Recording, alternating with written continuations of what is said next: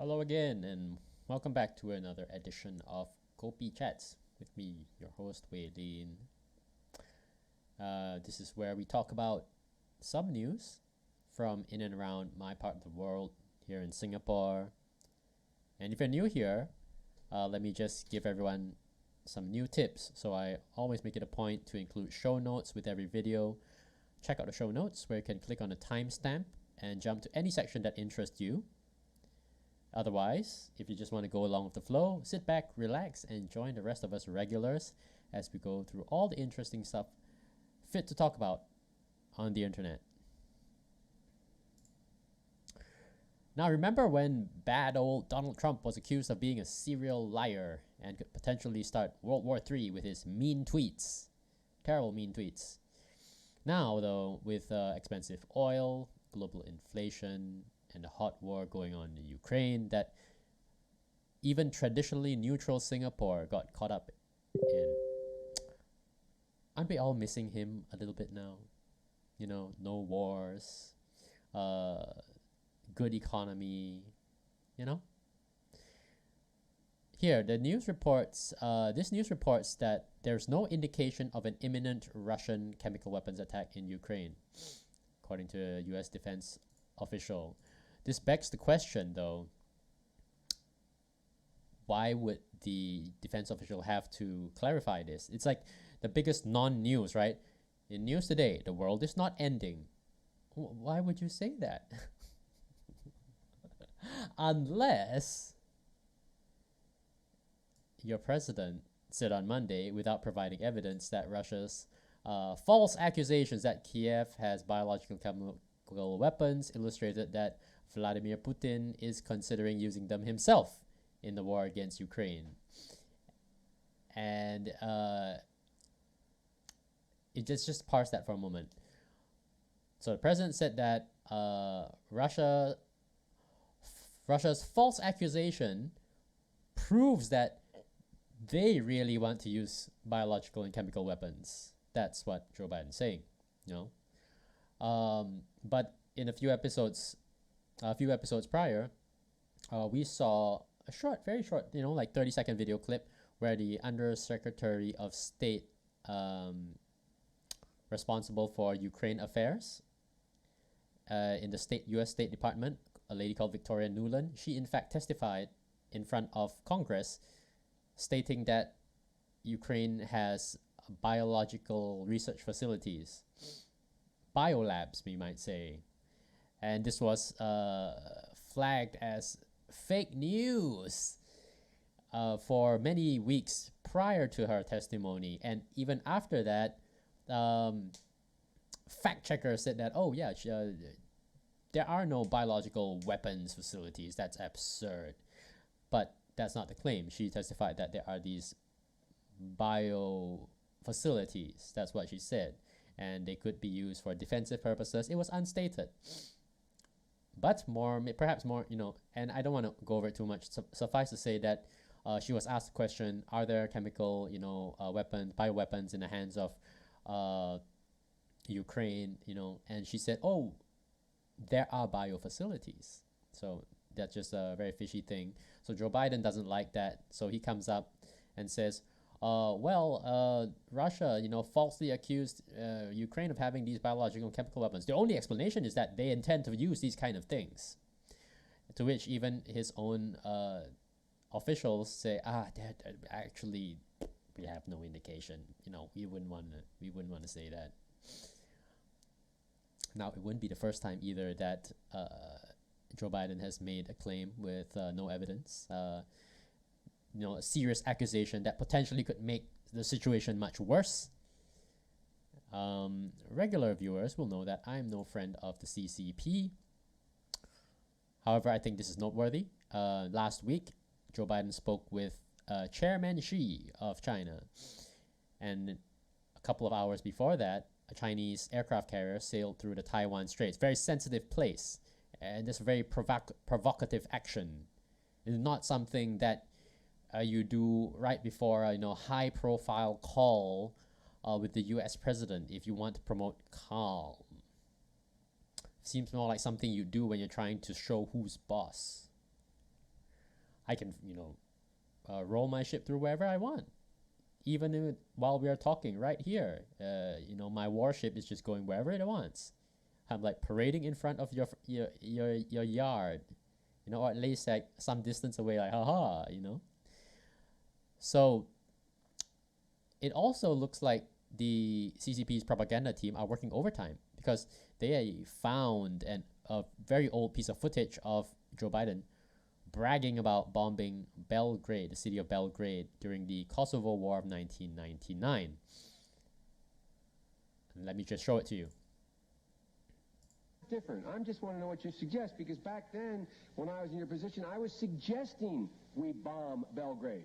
I was suggesting that we send American pilots in and blow up all the bridges on the Drina. I was suggesting we take out his oil supplies. I was suggesting very specific action. And isn't it interesting that we did different? Wow. So you see that he's taking credit for trying to take credit for the bombing of Belgrade during the Kosovo War of 1999.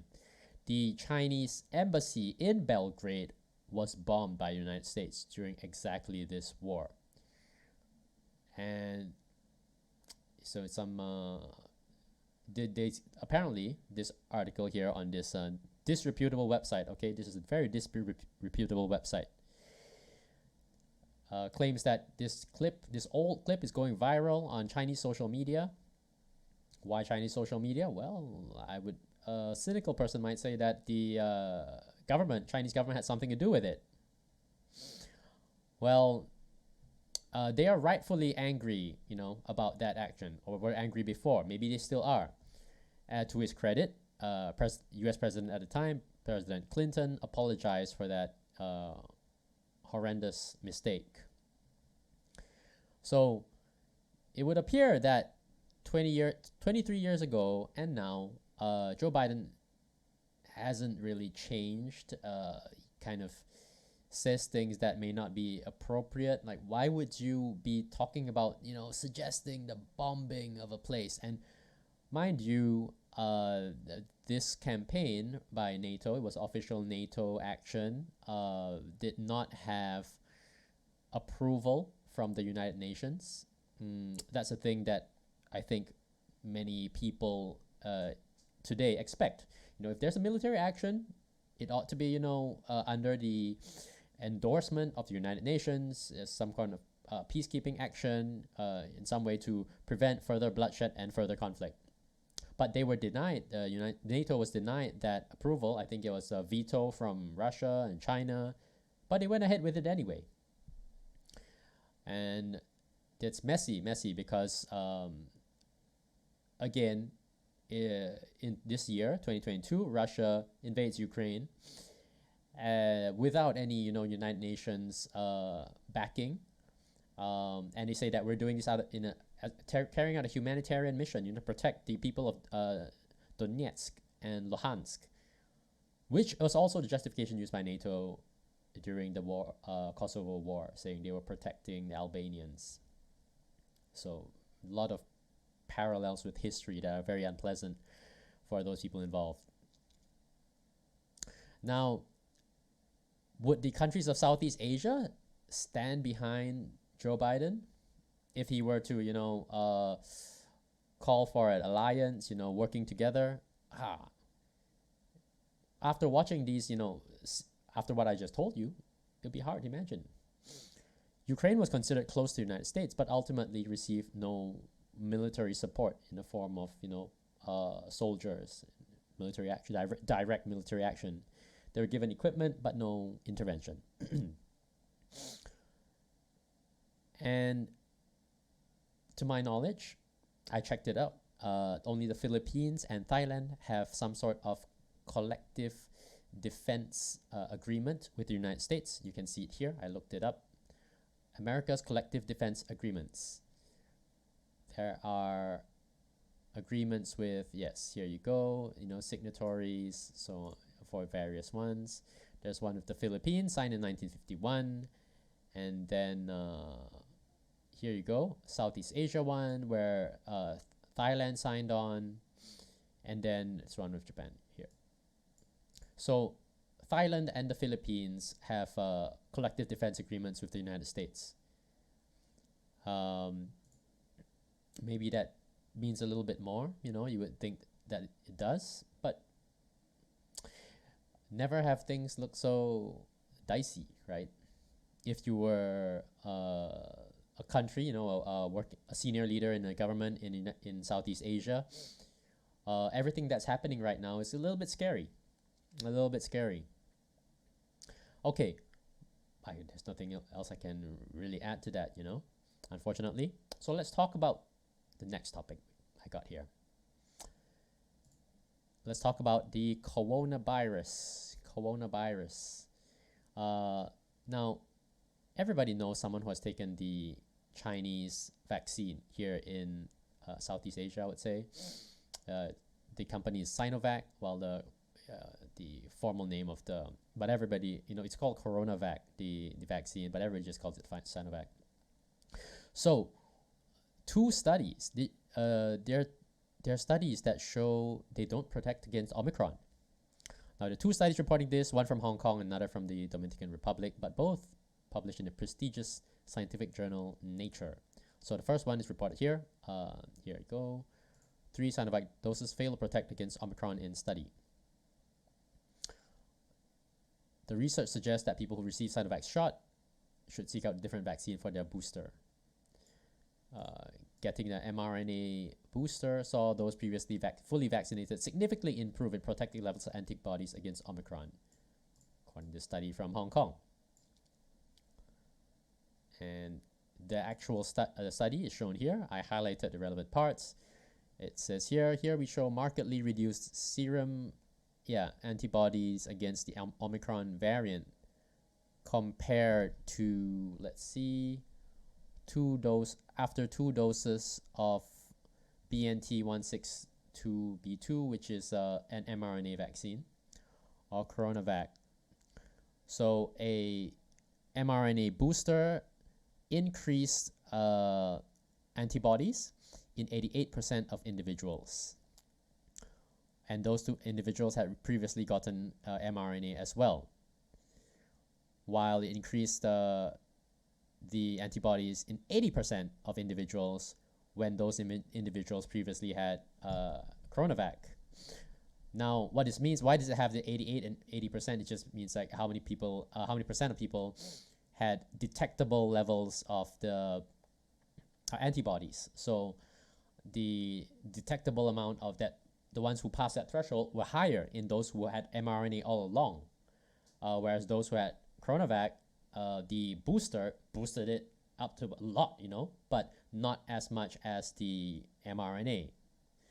But the really sketchy part is the one right here. Let's see.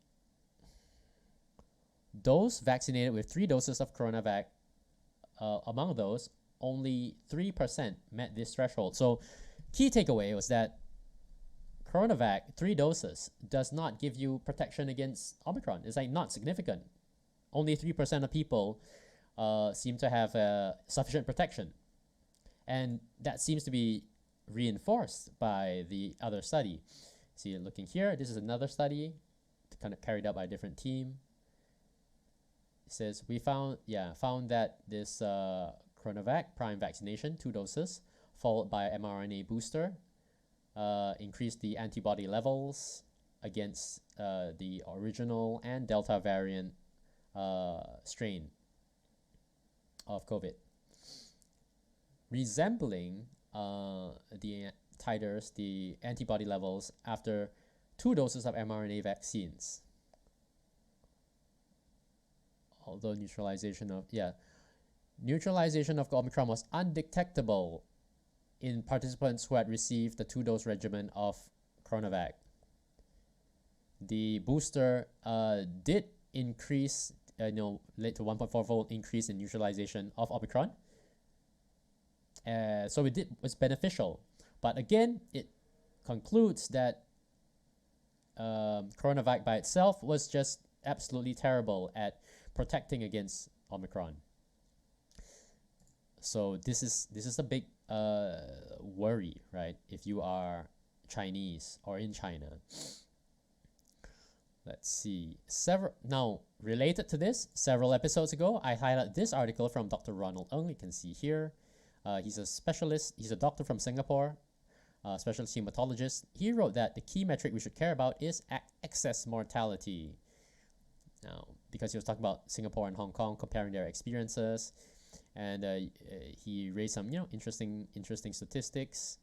And here you can see Dr. Ng is a specialist hematologist practicing in Singapore, and with plenty of good qualifications. And I think that I had seen the opinion many places before that maybe excess deaths are much better metric that we should be paying attention to, and I think Dr. Ng is right. So number that truly matters is excess mortality. Now have a look here. So even on one of the news outlets that I check every day, Channel News Asia, they have this tracker to show you, what's the situation in many Asian countries that most people pay attention to.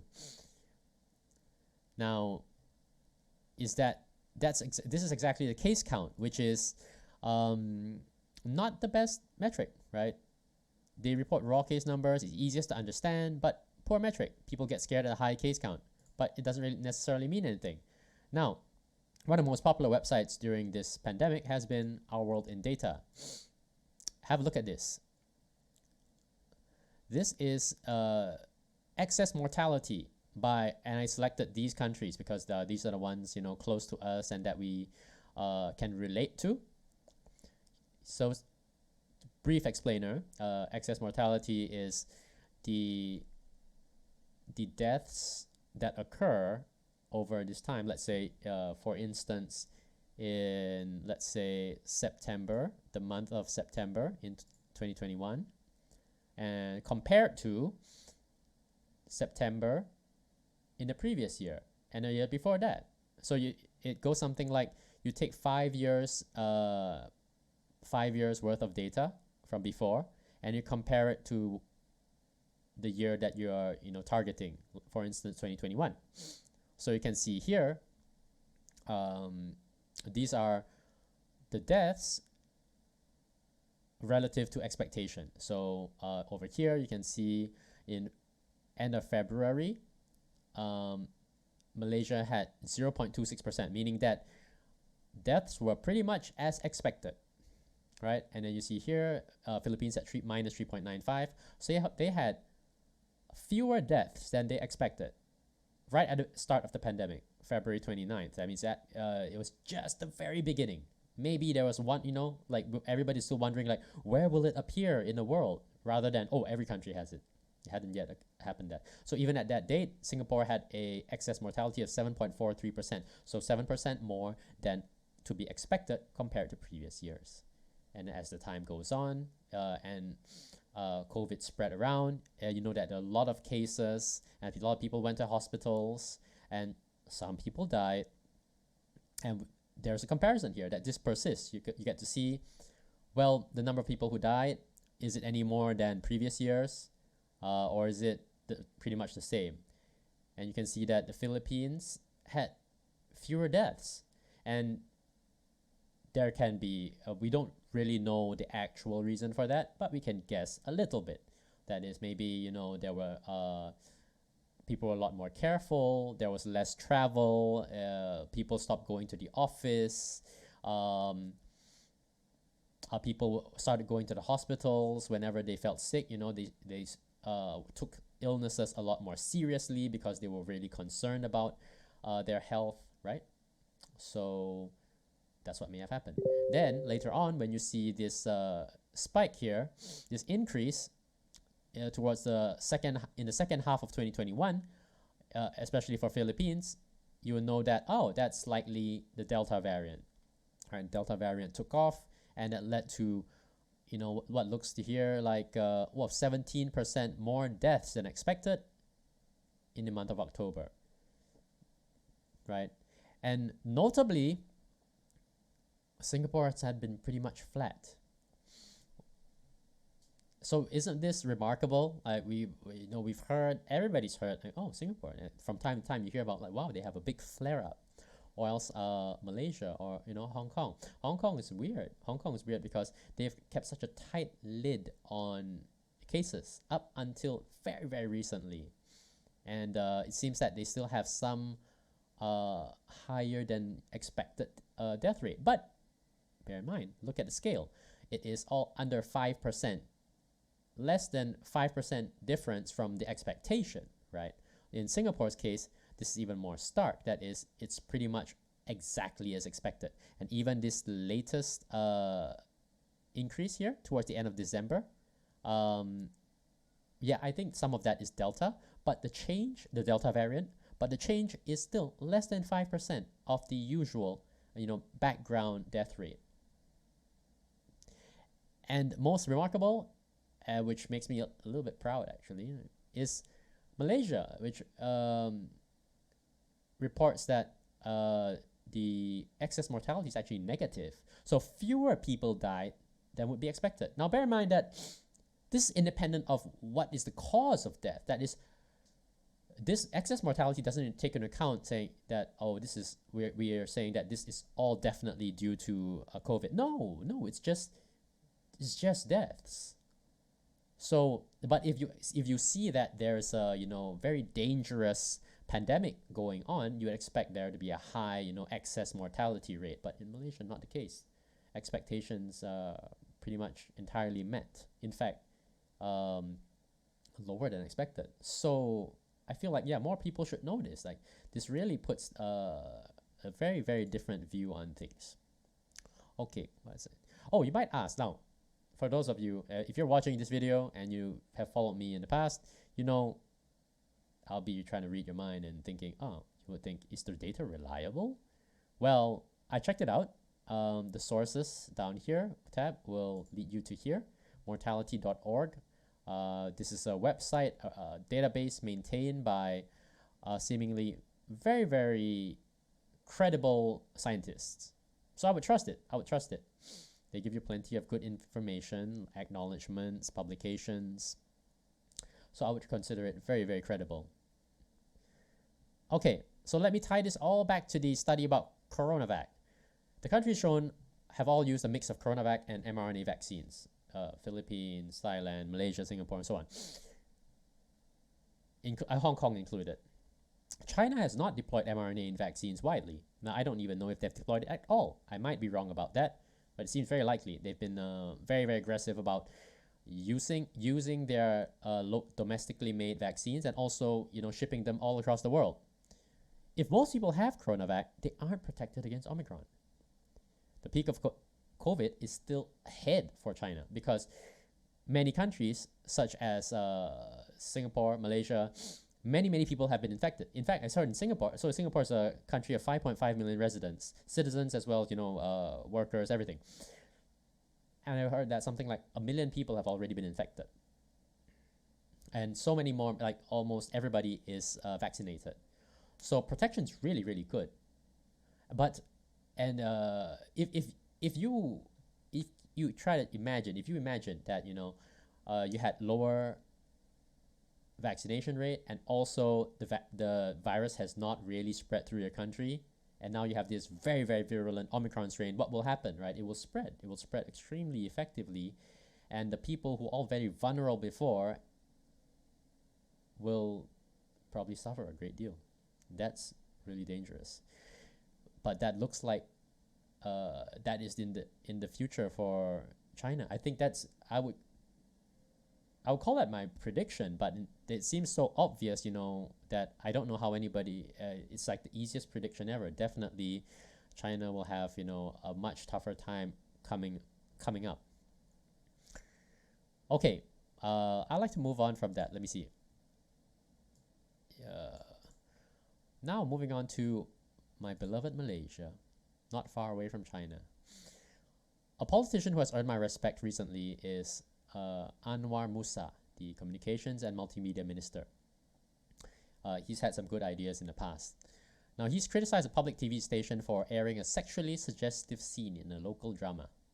You don't have to go through this article. It's enough to see what it is here. We are not Hollywood, he says, and we're not Europe. We are a country of the East. Yes.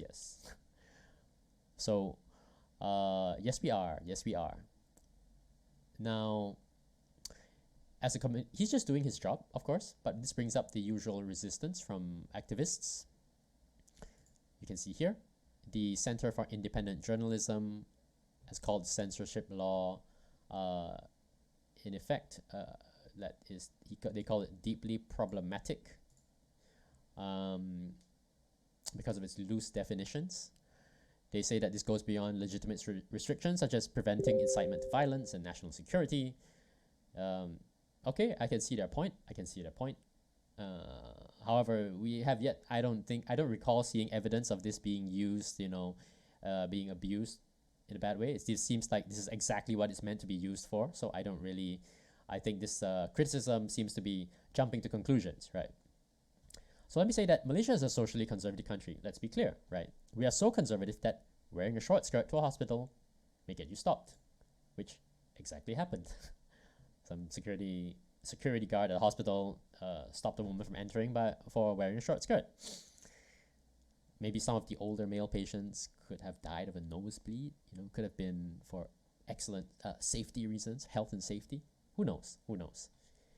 Anyway, but technology, I think, has made enforcement of this social conservatism pretty pointless. It's like trying to keep your shoes dry while you're walking in the rain. There might be a little part of it that is dry at the end, but it's mostly ruined, right? That's just the nature of the beast that is technology. To show how difficult that is, observe this case study. 2 years ago, Netflix released the film Cuties, French film. Now, even a movie cover was enough to earn outrage of viewers, showing young girls wearing skimpy outfits, as you can see here, in adult poses. It's just not acceptable. Initially, you can see here, the rating given was 16 plus, so ages 16 and above. Later on, they switched that to for mature audiences, so you have to be an adult. I don't know if that's 18 or 21, but it's clearly stricter. And they changed cover as well. Now, fun fact, most of the opposition at the time came from the USA, which might surprise some of you. The USA is actually a very socially conservative country as well. Now, you may not sense that if you're just checking out your Netflix catalog, but this proves it, right? I hope that you think about it. To me, it's pretty clear. So they changed the cover to something much more tame in response. And if you thought, oh, okay, well, covers changed, that's the end of it. That should, right? No, sir, not even close. In 2020, Netflix was indicted. Here you go, Netflix indicted by Texas grand jury for Cuties film. I think this needs a bit of explanation. First of all, this is a Fox News website. Why do I use a Fox News website? I know many of you are not familiar with it and have bad impression of it because the other news sites are not covering it. This is what I can get. Anyway, it's perfectly usable. Now you can go and Google it, search for this Netflix and Cuties, and you'll see what you can find. Maybe you find something that suits you better. But this is true. Netflix indicted by Texas grand jury. I feel like this needs a little bit of explanation. So to be indicted is to be formally charged, and the grand jury is apparently part of the legal process, but not actually in the court. So you convene, a bunch of people, members of the public, and then they get to hear evidence presented by the accused, like Netflix, and then they will decide, does this sound like a crime was committed? And if so, then they'll be indicted, which is exactly what happened. So in 2020, you can see here in 2020, where's the date? Right at the top, yeah, October 6, 2020. Netflix has been indicted on a criminal charge that alleges the streaming giant promotes lewd visual material of a child. So, this has been mired in controversy since its release. Right, absolutely terrible. Let's see. So you see what this one indictment in 2020. Check it out. Published March 4th.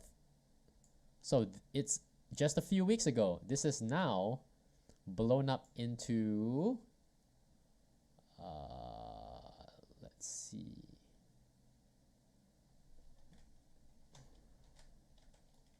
There you go. Welcome back. 5 Outrage counts. is growing over 5 counts, 5 indictments. So that is unbelievable. Over 2 years, things have gotten just worse and worse. The same issue, it has not gone away. Let's see. So, see what I mean when I say that America is socially conservative? It is, right? Now, however, Netflix is a powerful company after all, and they have asked a federal court to intervene and stop the state court in Texas from proceeding. Let's see. Yeah, Netflix is in court in an attempt to thwart the Texas district attorney from levying the charges. Okay.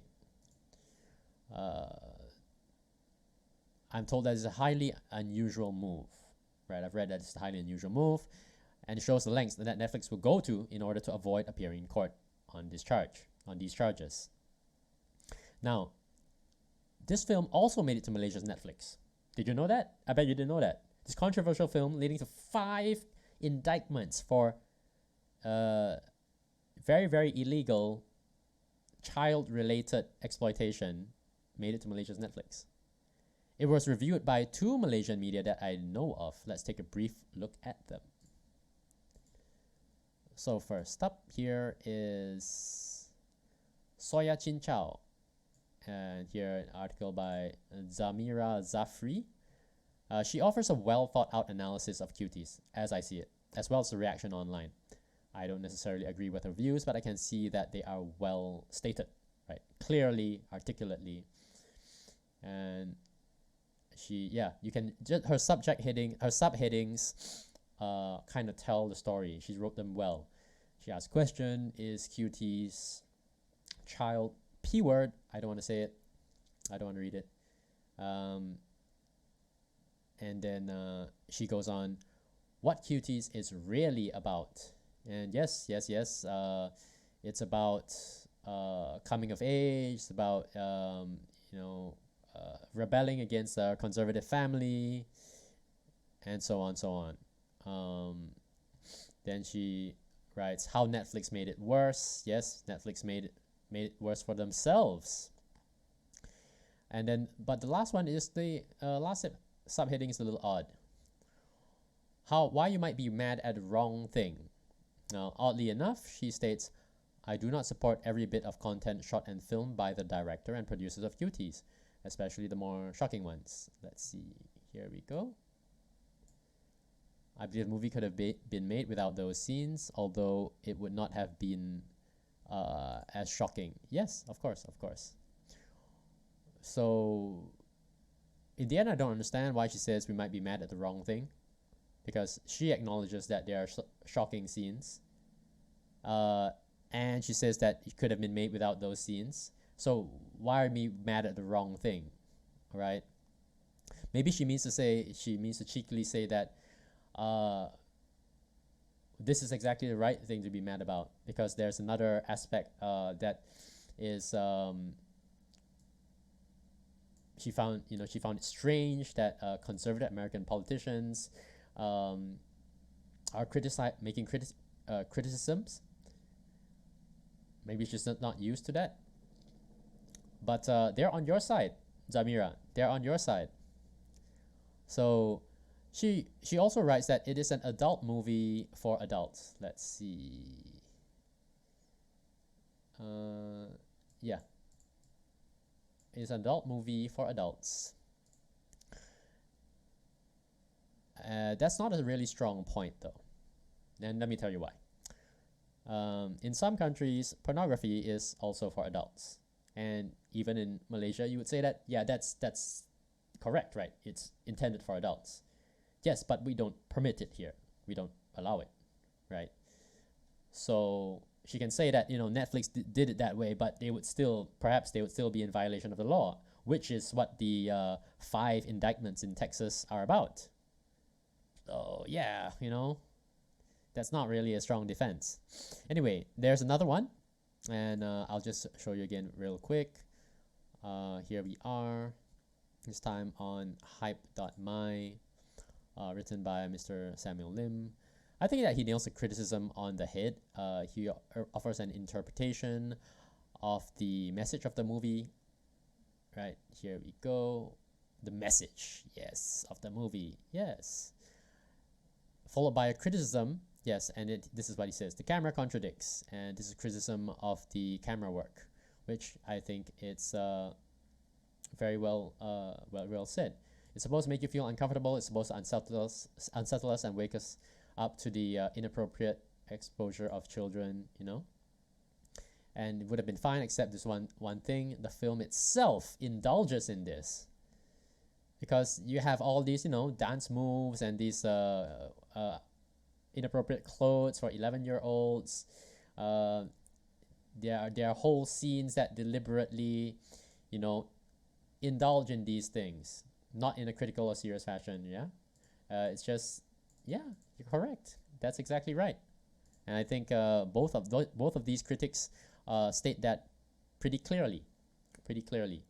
But neither of them really seem to be upset about it, because bear in mind that Zamira originally said she's not mad at it, and this article is hardly, I've read it, and it's hardly very harsh towards it. It's not at all.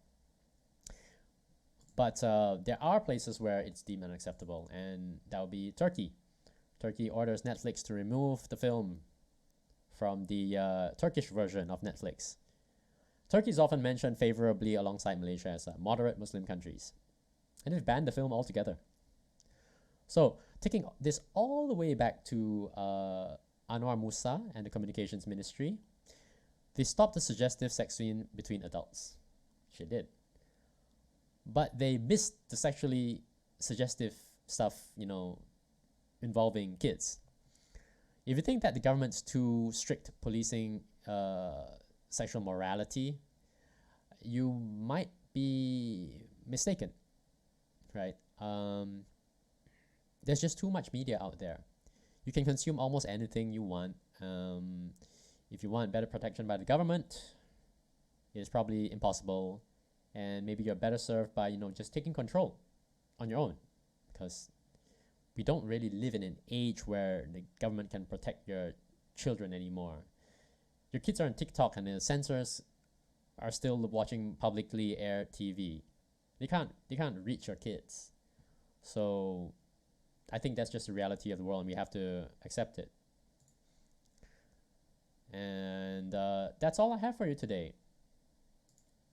That's all the material. Thank you very much for listening. I think it's a little bit shorter than usual today. I don't think y'all mind, right? I did put a lot of work into preparing for these topics. Hope you enjoyed it. Yeah, it's as usual. My great pleasure to speak with you. Hope that wherever you are, whatever you do, you had a great time today, before this video and also after.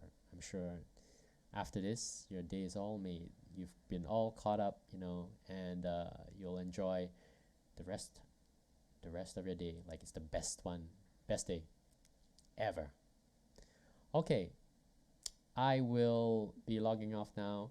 I will come back and talk to you again tomorrow if I can put all my stuff together. Don't forget to hit the like button, subscribe, and hit the notification bell, because you want to. All right, thank you very much for watching. Talk to you again soon. Bye bye.